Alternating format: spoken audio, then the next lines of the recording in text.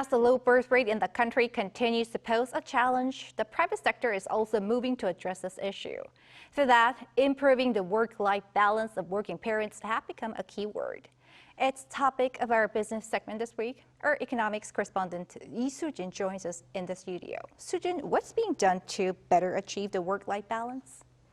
Right, Jungmin. So there's various efforts that are being made nationwide in order to boost the nation's low birth rate. And this includes companies both big and small that have introduced various measures that are aimed at helping workers or their employees improve their work-life balance. I was able to visit 2 such firms and talk to the working moms there, so let's take a look.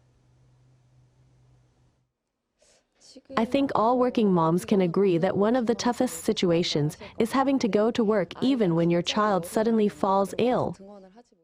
It's a struggle that working parents across the world grapple with. And it often deters people from starting a family, which is why firms like this bank have built daycare centers for their employees as part of efforts to improve the work-life balance for working parents. Lee Hyun drops off her 3-year-old son at the daycare each day at around 8 a.m. and picks him up after work. And because it's a corporate daycare center, she's not the only parent who does so. At other daycare centers, most children get picked up by 4 p.m. So I would worry about my son being there alone, but now knowing there are many other children, I worry less and can focus better on my work. The centers also have programs using educational puzzles and games to teach children social skills and basic concepts in language and math. They also plan to hold open houses after work hours and during weekends to give parents insight into their children's progress. And such daycare centers will soon be open to other working parents.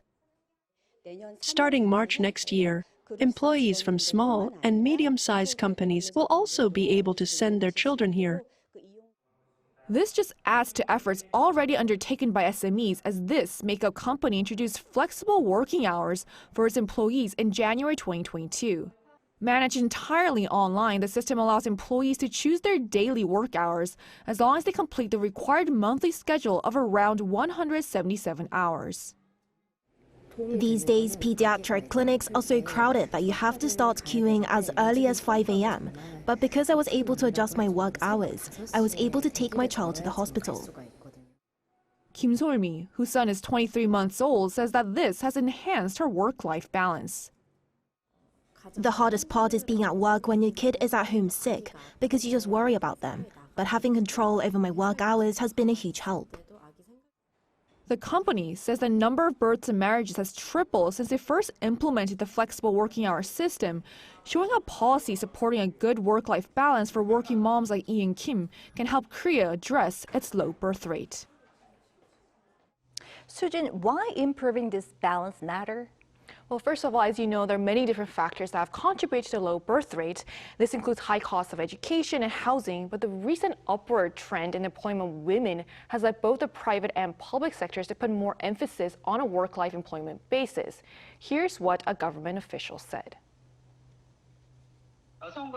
Employment of both women and married women have reached record highs. This is why the government is focusing on 3 key areas to increase the birth rate, the first being work-life balance, followed by childcare and housing. Are there any policies that working parents can look forward to in the future? Right, there are actually several. The Ministry of Employment and Labor says that the changes that working parents have asked for the most are higher pay and duration of parental leave. And with the National Assembly passing bills in September aimed at helping working parents, these changes will take place starting in February next year. Let's take a listen to what some of these changes are. Parental leave, which people have been very interested in, is being extended from 1 year to 1.5 years and 2.5 years if both parents use it. And the maximum for parental leave pay has been raised to 2.5 million won, or around $1,700. All right, thanks for the updates, Soo-jin. Thank you for having me.